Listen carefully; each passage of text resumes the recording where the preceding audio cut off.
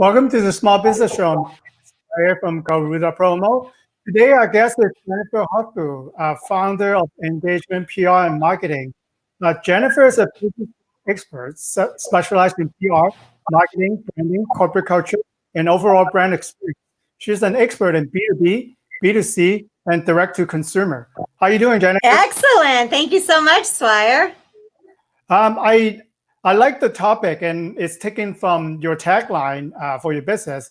It's how to become a known expert in your field. I think that's really relevant because I consider myself as an expert, also with many people in our field. But the key is, are you the known expert in your field? Right. Why do you think that's important for business and professionals? Yeah, great question, and thank you. It's interesting because we go into business because we are the experts, right? That's why we start a business. We're saying, well, I know how to do this, right? So I'm going to go into business. I'm going to help more people. But to become the known expert, for other people to look at you as credible in your expertise, you want to be seen, known, and revered, right? So you have to get your message out on platforms. And the best platforms to use are other people's platforms, like TV shows, radio shows, podcasts like we're doing right here today. Thank you so much for inviting me. And then, like video casts and, stuff like that. So it's basically by using other people's platforms, you can get your message out to a brand new audience. And when you're featured on, the host already has credibility with their viewers and listeners. So basically, by you inviting me here today, you're loaning your credibility that you already have with your audience, and you're loaning that to me as a guest on your show. So simply by me being a guest talking about PR, my presence in other people's minds as an expert in public relations elevates. They say, well, Swire thinks that this person knows what they're talking about, so then I'm going to listen too, because you already have that kind of credibility. So, and really, like, the best way to become the known expert in your field is to get into the media, and get into the media over and over and over again, because media equals credibility. And when you have that credibility, then you're elevated, and then people see you as more of the expert. And it's like that symbiotic relationship. The more you're seen, the more people think you're the expert, the more that you actually serve as a resource, then the more that you're seen. You know what I mean? Back and forth. Well, question for you. I understand the concept, and I actually really like that concept. But when sometimes I talk to highly skilled professionals, namely doctors, some lawyers, and they study a lot. They already think that we are authority in what we do. Why do we even spend time engaging with the media, or even, like you said, engaging in podcasts? We're very good in what we do.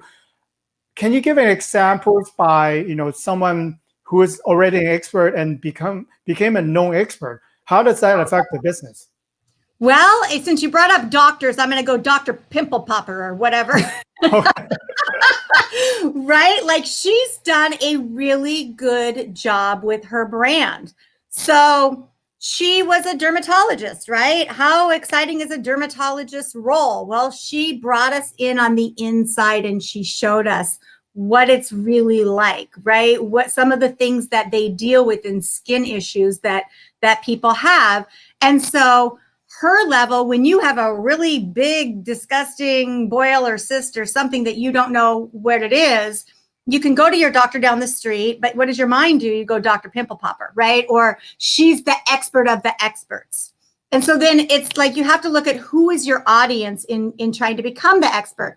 Are you the one that wants to be the expert to just your audience, or do you want to be the expert of the experts? Meaning you're the expert that people in your industry look at you and revere you as the expert in. So to do that, you really need to get involved in your trade association. You want to be where they are, where those people are, because then your audience switches, right? Who's your target audience for everything that you're doing? If you're trying to reach your buyers and only your buyers, then you want to go where they are. But if you're trying to elevate your expert level status to somebody that the other experts look to, so you're the expert of the experts, then you need to be teaching them. Mm-hmm. To be experts teaching experts. So then you want to be on stages at your trade shows or at your conventions or wherever it is that the other people in your specialty are gathering around. And then you're teaching them. But the most important thing is you have to be interesting. That's how you get in the media, and that's how you get on stages. You can't say the same thing everybody else is saying and think that you are going to elevate. You have to say something different. You want to be unique. You need to be the resource. Like, you need to be thinking, what do I know that they need to know or that they need to be reminded of? So if you look at motivational speakers, for example, it's not necessarily that they say things that we don't already know, but we don't consciously think of those things, right? Like, we don't consciously say, oh, that person's words hurt my feelings, and therefore I'm going to hold this grudge, and that grudge is creating disease in my body. Mm-hmm. We don't say those things, but we kind of know it already, right? Their poison is our poison if we hold on to it, but if you let it go, then it's not. So they tell you things that are seed planted, that when you leave, you feel empowered. When you're done listening to them, you feel smarter. You feel like you're more equipped to do your job. That's an expert level resource. Well, I think you touched on a great point. I think even before you wanted to be an expert, then you really have to ask yourself, who are your target audience? In marketing and branding and PR, if you don't figure that out first, then you're spending a lot of money. This is, we call it the small business show. So I would assume that we all have a budget, right, for our marketing, branding, and PR. So without knowing that, then you're spending money on everybody, which you don't want everybody to be a client. Like you said, if you want to be the expert in your industry, you can teach other expert that you become the teacher's teacher, right? If you could be on a niche known expert, so people, I am in for example, I'm in a kind of strange field. I like fitness, so I'm into kettlebell. So in the kettlebell industry, there's a very niche, not a lot of people do that. And the grandfather of kettlebell is Powerful Tasulin. Like, everyone in kettlebell know who he is. Anyone might not know kettlebell, might not know he is, but he is the known figure when you talk about kettlebell. So when people mention about your industry, who are they going to think of first? Who's the name? If I say coffee, if I say motivational speaker, if I say a dentist, we already have a name, have an authority that we reach out to. And then when we want to search for an answer, we will listen to what that person is saying first. And then I guess the reason to be, you want to become that person within your target, but you got to develop and know who your target first. Yeah, the target audiences are one of the most confusing parts of marketing for most small business owners, right? Because people think I serve everybody who wants this, right? Yeah, that's the challenge that, right? I get all the time. Yeah, and that's why we run campaigns. And so there's the difference between your business, which we talk a lot about vision, mission, values. Those together make up your culture, right? Those things never change in your business. Those should be set. Your vision is your why you're in business. Your mission is your what you do to deliver that why.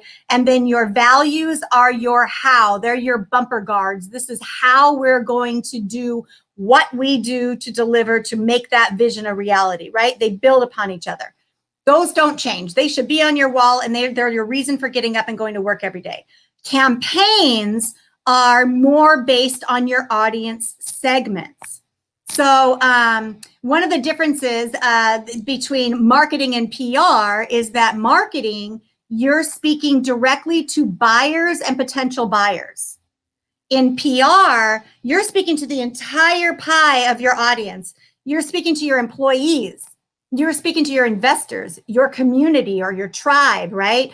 Also, your community of where your office lives. How involved are you in that society? Also, your community as far as your industry goes. Where are you within that industry? Also, then to your buyers and your potential buyers and your haters. So hate what other people represent, right? Mm-hmm. You know what I mean? Like, that's just the way life is. There's always opposition to something that somebody is doing or saying. And you have to realize that all those people are listening to your message from their own point of view. So when you run campaigns, you're targeting one audience type at a time. Even your target audience for your business might have different segments depending on which product you have.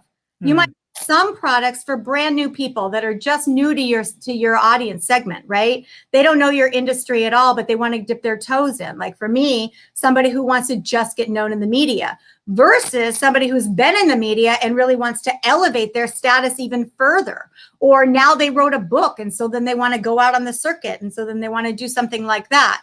There's different levels and different ways. So those campaigns, just like you have vision, mission, values, and culture, the campaigns, you have goals, objectives, strategies, and tactics.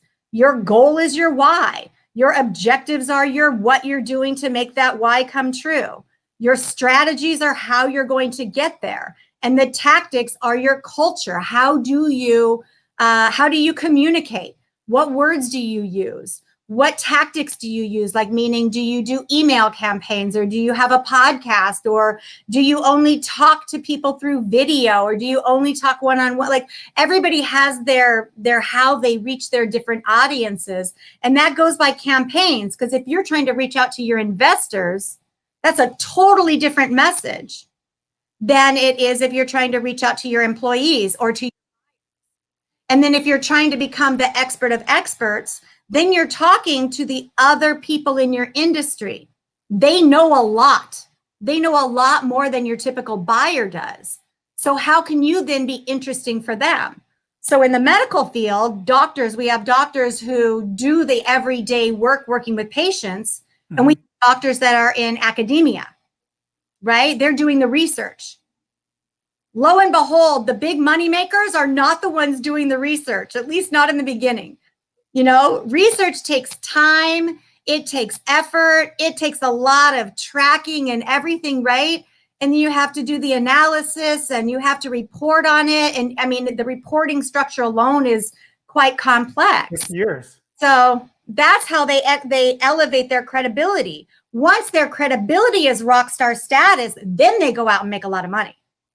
But it's just a different modality. What are they trying to do? Mm-hmm. So I think you touched on that. So what if we wanted to engage with the media, and we want to be an expert? You know, assume that this person just started. You know, they haven't raised to the level yet. Mm-hmm. How would they start? And is it can you only do it by using a professional firm, or are there any small tactics that they could try? Yeah, there's a bajillion. That people ask me all the time, why do PR firms make so much money? And then I train them in coaching, and then I go, oh, I see why you guys make so much money. It's not that easy. You know what I mean? Because another thing that we use in marketing versus PR is, in marketing, you pay, right? You pay for your placement, you pay for your ad, you pay for these words to appear in front of your people. Mm-hmm. In PR, we pray. Because you have to influence people to be interested in your story, and then to include you as the expert behind that information, and to get your news out there through their platform. Because remember, I told you, just like you're having me on here today, your credibility lends to my credibility. My credibility now lends to your credibility. It's a symbiotic relationship. And so it's the same thing. If you're brand new and you're starting out, the media is looking at you and they're starting to receive your information. The first thing you want to do is introduce yourself to them. Well, actually, the first thing you want to do is define your target audience. Where are they? What are they reading? What are they watching? What are they writing? What are they, where are they? What are they doing? And then how do you go where they are? And then how do you share messages that are going to capture their attention? That's your hook, right? Just like the fishing hook. How do you capture their attention? Same thing with the media. But the media, you have to build credibility with too. Because just because Squire Ho comes out and says, hey, by the way, I'm an expert in this field and I do this and I've been doing it for all these years, and the media are like, I've never heard of you before. So they have to hear of you over and over and over again, right? So you have to build a relationship, because media are just people doing jobs, and they have really important jobs. Their job is to edutain. It's a brand new word. It's education, entertainment, right? Mm-hmm. That is what they do. That is what we're doing here, but we're doing it from a small business perspective. If you go on the Ellen show, she's about fun and love and laughter and dancing, right? And then if you go on the Tonight Show, again, it's about humor. Like, how are you, it's about movies and movie stars and, so like, how then can you get on there and match their platform? So you want to like paint the picture in their minds of what your show segment can look like. Books in the media are low-hanging fruit. They love to feature books. So they feature authors, but you have to be interesting and have something new to say. You can't just come out with your same book that, that says the same thing as everybody else, because that's not new. So if you think about the breakdown of the word news, it's what's new. It's the plural of what's new going on in the world. This is new, this is new, this is new, this is new. Together, it's collectively the news. Okay. Yeah, because what I would hear people want to do, like you, I'll ask the question, so who are you trying to target, right? Find your target audience, and what are you trying to do, when you purchase promotional product from me? We want the whole world to know about us. We want to be on Oprah. We want to be on the Today Show. But then at the same time, you know how competitive it is and how long does it take and how much money you probably have to spend to get featured on a show like that. Obviously, there are outliers, right? They, somehow Oprah been to your restaurant, they like your food, and they feature you. That happens before, right? Yes. But then for a traditional regular business to be on there takes a lot of work. It does. Would you advise them to pick something smaller or pick something more target individual to what they're trying to do to start before reaching out to big outlets like that? What would be your advice for small business trying to make a name for themselves? Excellent question. And the reason I suggest that you start small first is because you want to fail in front of smaller audiences and build your repertoire and build your confidence in front of the camera before you go on somebody's huge stage. The last thing you want to do is get that Ellen show or that Tonight Show or the morning show and get on and the cameras come on and you freeze. Yeah. It happened. Actually, I melted on stage a year ago in front of about 2,500 people. Wow. And I'm trained and I've been training people forever, but I was just in a bad mind space. And, things happen. And I remember watching, I felt my brain go, And so luckily the host helped to save me, and he really did. And I didn't get the message out that I wanted to get out at all, but I got one. It was covered up, like nobody, people knew, but it wasn't really, but I'm saying, like, you don't want to do that on the Today Show, because if that happens to you, I've watched it numerous times where everybody's chit-chatting and the cameras come on and somebody goes deer in the headlights, and all they think is, oh my God, I'm on television. Oh my God, I'm on television. Or, oh my God, I'm on the radio. Every and ah is going to be heard, instead of sticking to their message. So the more you do it, practice makes habit, right? We always say practice makes perfect. No, it doesn't. Practice makes habit. Habit comes out as however it is. So if you start with smaller venues, then those bigger shows can see how you do. So you can put those video clips out, and you can actually attach them, and you can say, here's me on this show, here's me on this show, so they can see how you do and what your show segment can look like. And then they'll formulate it in their mind whether you're right for their show or not. Mm-hmm. Well, let me ask you this question, because like the experience, in terms of a small business is, obviously we talk a lot about the DIY approach, right? They allocate some time to try to do it and they pray if it works. Compare, they could hire a PR firm. Normally they charge a retainer. And like you said, the money that you pay doesn't guarantee you on a certain show. Obviously, they have a bigger network. They should also try. So how would you advise a small business to obviously spend time? They could do a DIY, or they could allocate some budget to hire a professional, like what you would help your client to do. Like, how would they figure out, what the winning formula for their business? Yeah. So, I mean, basically, you want to come out with your news, what's new in your industry, in your world, or about your business, or that you can announce to the world. And you're free. You can come up with as many news, things as possible, as long as they're really meaty and newsy, right? So Mhm. think about a press release once every month. You know what I mean? Just that's a good cadence, just to get your name out there. And in the beginning parts, you're really just building credibility. You're building name awareness. The first 5 or 6 times that you're going, I don't know who this guy is. I don't know who this guy is. I keep seeing this guy's name. It's just the way our brains work. We learn through repetition. So if you keep hitting the same media over and over again, eventually they're going to pay attention, especially if you're hitting them with things that are interesting to them. So you have to do a lot of research on the back end. The reason that PR agencies get paid is they get paid for their relationships, for one, but they get paid because they know how to influence the media. They know what the media is looking for and how to get in there. And if you really want to get in the media, you have to be interesting and you have to have something to say. You can't come out and be vague. No one wants to hear a vague expert. That means that does nothing for them. They want controversy, right? They want to, this is right. And then they want to hear, no, this is right. And then we have the two sides and everybody loves it, right? That's an interesting show. That stirs the pot. That gets tune in. That gets people's emotions all evoked up. If you can do that with your news, then you're going to be covered. But then if you think about like local news, your local newspaper or your local cable station, what do they care about? They care about what's going on in their own neighborhood.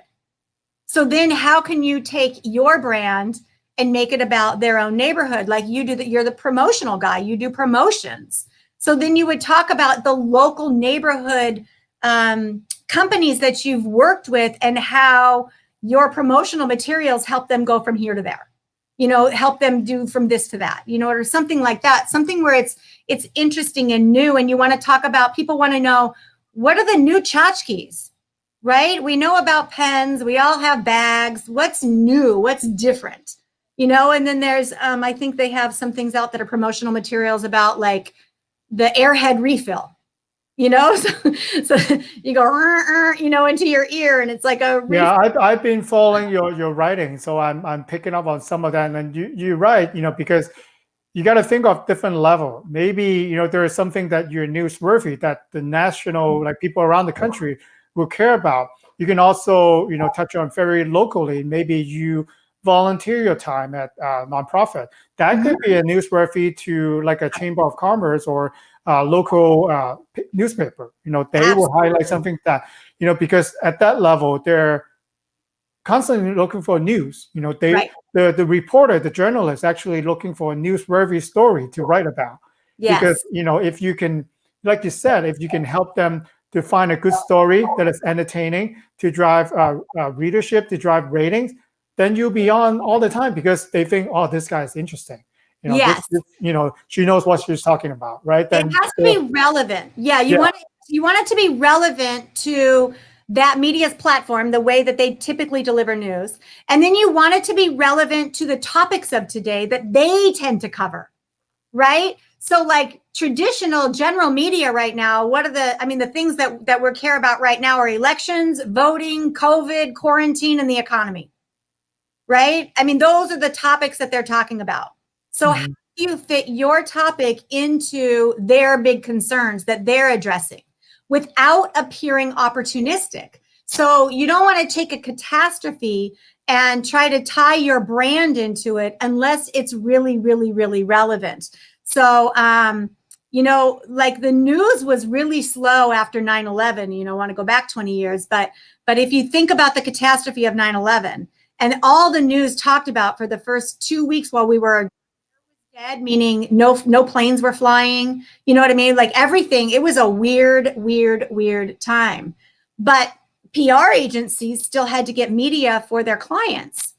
But at the same time, if you weren't a relevant target and you tried to tie in your brand to the catastrophe that was happening, you're looked at as a very bad person, right? Yeah.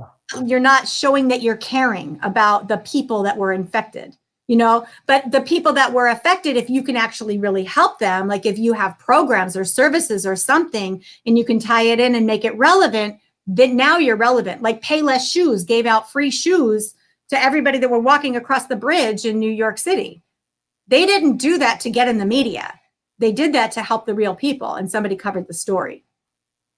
Yeah, I think there's a lot of good example, and there's also tons of bad example out there. People they try to trend jacking, right? Sometimes they do it right, sometimes they do it really wrong. Sometimes they try to spin the message, even for big company with huge budgets. Sometimes they do it so wrong that they spend 10 times more trying to fix it. So it's interesting if you try to go there, but you also try to gamble a little bit because no way sometimes we know how to come out. Maybe it didn't come out the way that you intended.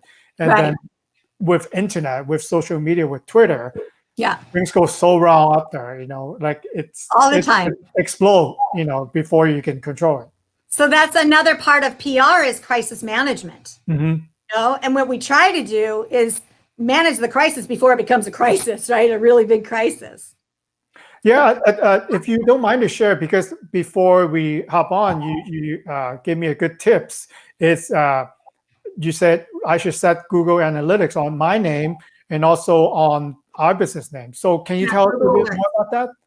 Yeah, Google Alerts will it's always a feed, going along in the background, and whenever Swire Ho or the promo guy or the name of the small business show, and as a thing, it will pull, like mine is engagement, PR, and marketing. So I get every alert that has to do with engagement and PR anywhere near each other within the comments. So I get to see what other discussions are happening around topics that are similar to my brand, right? So same thing for you, but it just tells you if there's news stories that have been covering your brand without, they don't always tell you when you go out and put a press release on the wire, or even if you pitch it, or if you answer help a reporter out, HERA, we call that, but it's help a reporter out.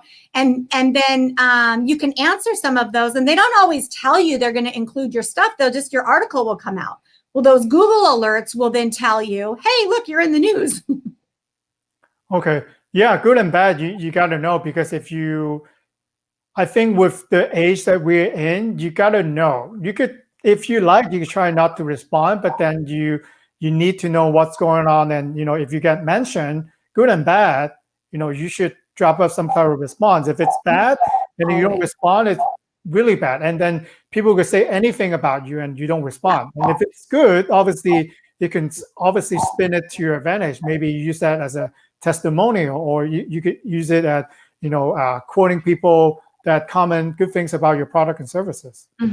Yeah, we're a very forgiving society. So as long as you first show that you care, that you actually really care about people and the target audience, or whoever got you into the into the news, you know what I mean, to begin with, just show that you care and always answer, because we look more for how people handle a crisis than we do that the crisis even happened, right? So you want to make sure that you're addressing the issues. If somebody's angry, they're angry for a reason. Now, I've had numerous businesses that have been injured on Yelp by somebody who got mad over something, and it wasn't even true. Or maybe it was a competitor who's trying to slander them, and Yelp won't take that down. Yelp will not take that down. For the positive, they take it down. For the negative, it stays on like forever. Forever. They take the positives down like that. Yeah.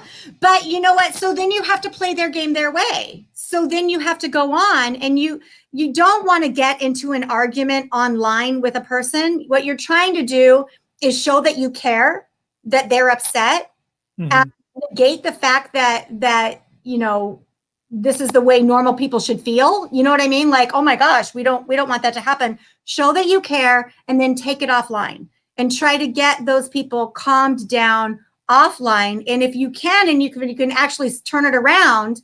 And then a lot of times those people will go back and they'll write a reply to their own Yelp. Yeah. They feel like they've been righted from their wrong, or they'll change their review overall. It just depends. But the problem with giving that power over to the people, like Yelp has done and Google reviews and everything else, is that competitors have the same ability to slander other people. And sometimes it's not even true. And you can't prove that it either happened or it didn't happen or whatever. So your response becomes the way that you manage that crisis. Yeah, I've seen very good example. They complain about parking or there's construction in front of the store. Like there's nothing really I could do.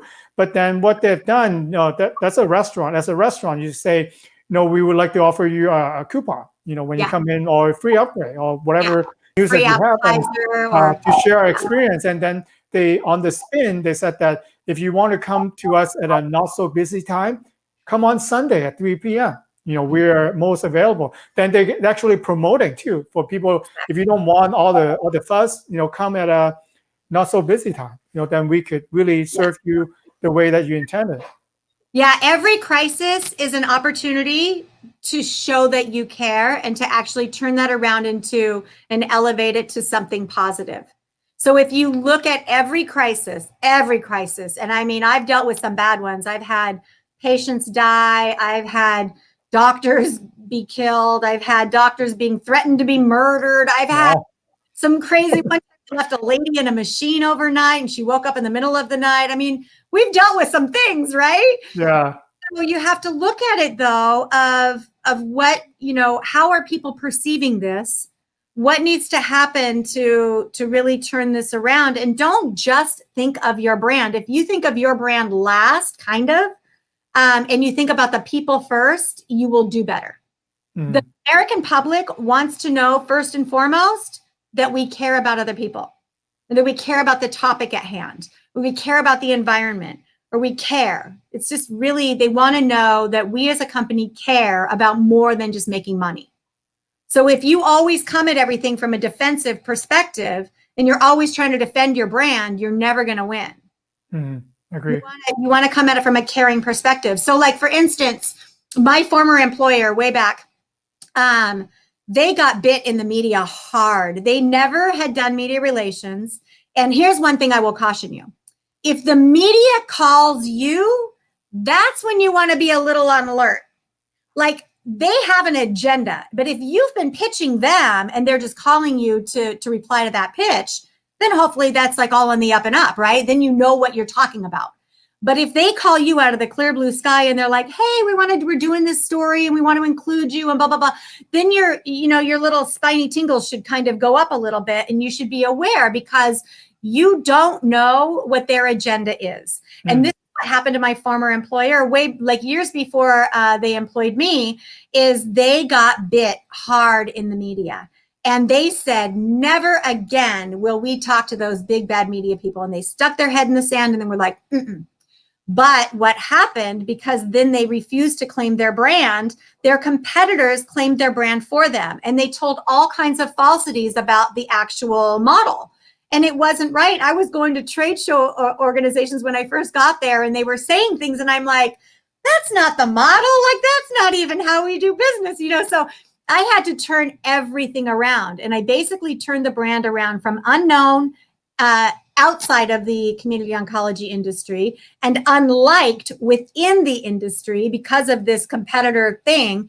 And I turned it around. They had zero media inclusion, and I took them to 350 articles the first year, and like 500 and 600 articles to this day. They still get that same kind of traction, because my predecessor had to do what I do. And it's relationship building, but it's also having a platform and knowing what your message is. And so I took them from all the falsities, and I actually gave them the credibility that they deserved. Great. So Jennifer, if viewer wants to reach out to you, I know that you've been planning for some workshop. Can you tell us a little bit more about what you do and how people can reach out to you? Yeah, sure thing. So first, number one thing, if you're interested in how to get your name into the media, text right now, PR for public relations, PR, to 26786. And then I will send you the 10 tips on how to get your name in the media. So you're texting PR to 26786. And then I'm running a special right now. So normally I do marketing plans. My marketing plans for small business are between $6,500 and $10,000. And I'm doing it right now for $997. You're not going to ever beat that price. And so that you can just buy right now at engagementpr.com. Under the shop thing, and it is actually discounted on the website right now. So anybody who's interested in getting their go-to-market plan, so you know what your messaging is going to be, where your audience is, who your audience actually is, with which messages, because we do pillars, you know, your message pillars based on your audience. And then I do a media list for you so that you can, you know, which media to go out to and how to build those relationships. And I can teach you all of that stuff. Thank you so much, Jennifer. You know, I will include those links on there and then the text. And you know, be the known expert in your field. You know, we are experts, and you know, we gotta let people know, and they'll increase the bottom line of a business. Thank you so much for all the information today, Jennifer. I really appreciate you, Swire. Thank you. All right, take care. Bye. Bye.